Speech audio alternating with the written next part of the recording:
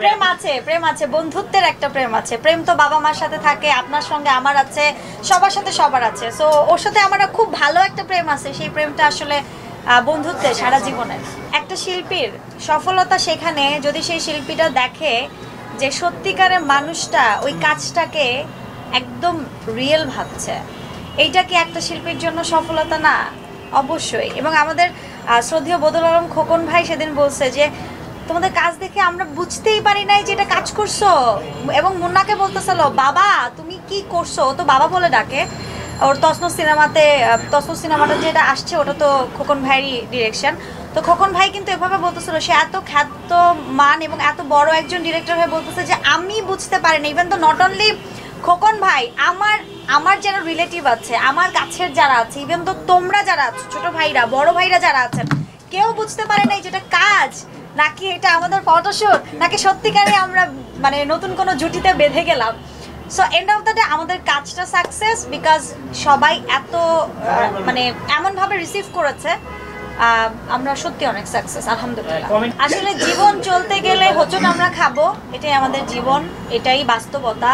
আর বাস্তবতা নিয়ে জীবনকে ঘেরা। এখন চলতে গেলে তো ভালো খারাপ সব মানুষই পড়ে। এখন মানুষের মনের ভেতরে ঢুকা তো আমাদের পক্ষে সম্ভব না, তাই না?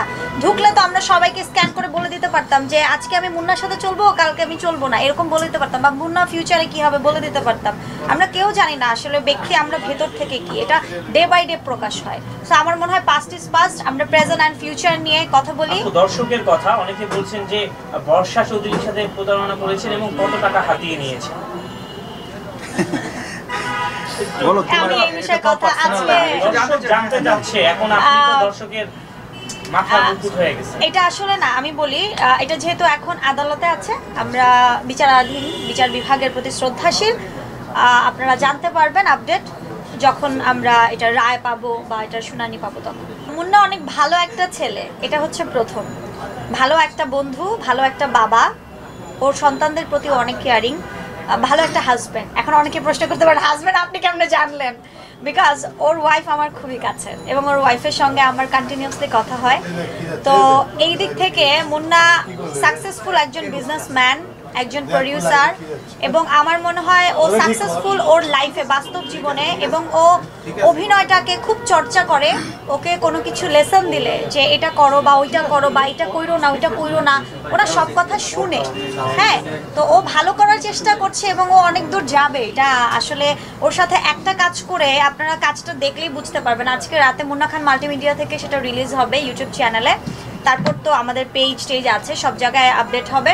আপনারা দেখলেই বুঝতে পারবেন যে ওর কাজের প্রতি অনেক বেশি দৃঢ় এবং ও ফিউচারে অনেক ভালো করবে। যেহেতু আমাদের বাংলাদেশে আসলে কি বলবো, নায়কের খুব অভাব, সেই অভাবটা ইনশাল্লাহ মুন্না পূরণ করতে পারবে।